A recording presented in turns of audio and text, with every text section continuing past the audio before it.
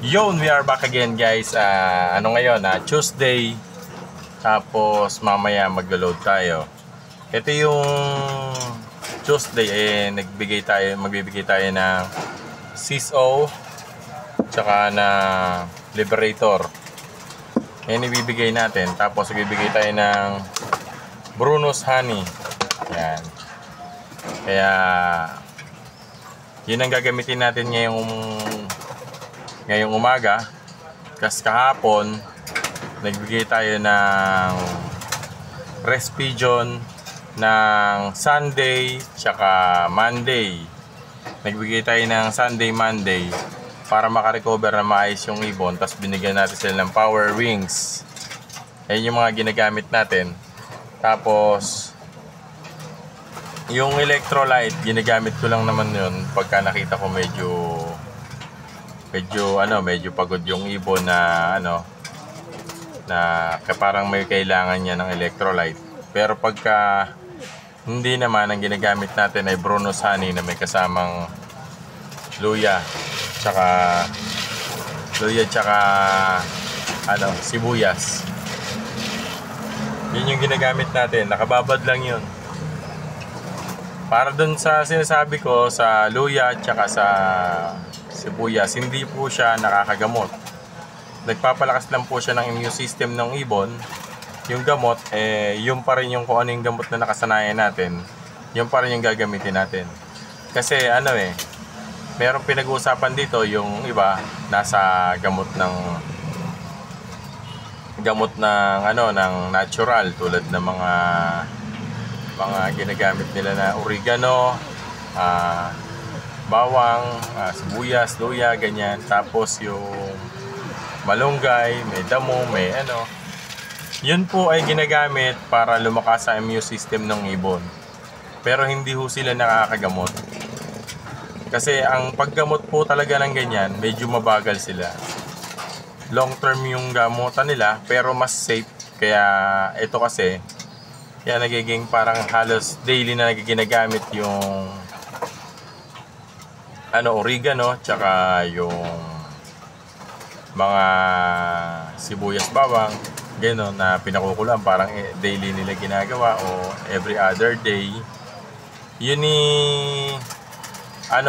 prevention na yon. Kumbaga nagpe-prevent sila, tapos nagpapalakas ng immune system. Pero yung biglang pagtama ng one eye cold, hindi ho nakukuha agad ng gano'ng sistema. Kaya kailangan pagka yung mismong one eye cold, ito lang po bibigay natin. Pag malakas ang one eye cold, dito pinaka the best. Huwag muna kayo maggamot ng iba kasi ito concentrated lang para sa sipon, halak, tsaka sa one eye. Kung medyo malakas na siya, pwede mo siyang gamitin ng umaga tsaka hapon. 2 beses isang araw. Tapos checkin nyo rin yung mata kung ba't nagluluha, kasi baka mamaya meron siyang coryza, yung para may nana sa may ilalim ng mata or sa ibabaw. Medyo hatakin niya ng konti, kaya siya nakapikit kasi nandun para siya napupuwing. Kaya yun ang gagawin natin, lagi nating titignan. Hindi lang basta magbibigay ka ng gamot na hindi mo sinisilip. Tapos kung sakaling naman iba, nakakala na pagkakamali na lang may salmonella ibon, dahil bigla na lang pumayat, hindi nila alam may cancer din, or hindi sila salmonella, may cancer. Hindi kasi lahat na pumapayat kasi salmonella, kasi minsan may cancer. Yung sa cancer hindi sila makalunok dahil nga may cancer. Minsan hindi mo makikita, nasa loob ng bituka, makakamiba, nakakapamo o Kaya tayo pagka nagbibigay tayo ng salmonella, nagbibigay din tayo ng pang-cancer. Ganito yung pang-cancer natin. Yung pang-salmonella ko nandun sa babae. Pagka nagbigay tayo nun, lalo na kung hindi mo siya matrace, hindi siya bigyan mo rin siya ng metronidazole. Yan. Magaling yan sa cancer. Lalo na kung may race na, may derby na, kailangan nyo rin mag-prevention ng metronidazole, itong canker, ayun o, canker po, para hindi ho tayo naliligaw. Kasi minsan nakatambay lang naman lahat ng sakit ng ibon, nakatambay lang po sa katawan nila yan. Kaya po sila gumagamit ng natural para hindi may stress ang ibon. Kasi nga ito yung time na pag pinakuluan mo na yung gulay, lumilevel na siya sa tea. Nasa tea na siya, hindi na siya yung herbal lang.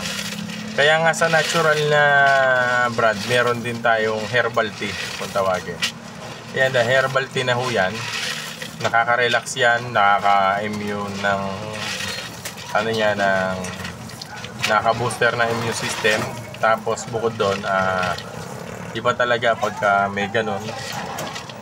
Yun, di natin yun nagagawa, yung magpakulo. Pero nagagawa natin maglagay ng mga luya tsaka sibuyas sa Bruno Sani ang gamit natin. Nasa baba din kasi yung Bruno Sani natin kaya hindi natin may pakita.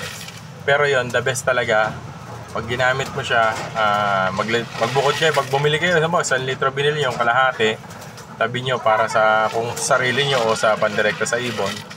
Tapos yung kalahati gamitin nyo para dun sa sa ginagawa nating pangluya, tsaka sibuyas. Yun na yung pinaka fermentation. Ang gamit natin ay yung honey na. Hindi na tayo gumagamit ng molasses. Kasi si molasses medyo masyado na maraming volume si molasses sa katawan ng ibon. O gumagamit ka ng probiotic. Kasi sa probiotic mayroon ng ganun. Meron na siyang molasses, tapos bibigyan pa sa molasses. Puro ganun na lang.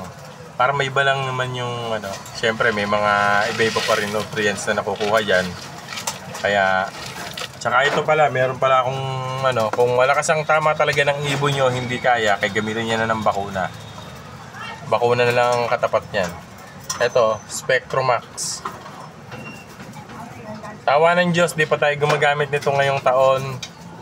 Mula nung nag-concentrate tayo sa breeding ng rockdove ng liver tsaka nung Hiso. Mula nung gumamit tayo niyan, tapos nung Excelite C+, yan. Mula nung gumamit tayo niyan, medyo na-less na yung sakit natin sa loop. Hindi mga nakaraan taon pa, nag-change weather lang, may makikita kang may problema.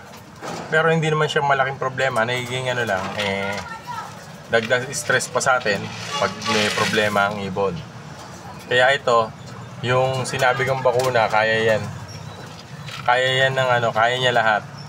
Basta tama ang bigay, nandun naman yung kung paano mo siya gagamutin para lang mapaayos ang takbo ng loop.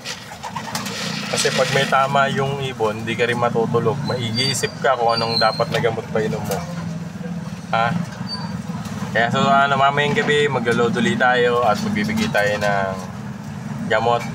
O paano mga classmates? Salamat!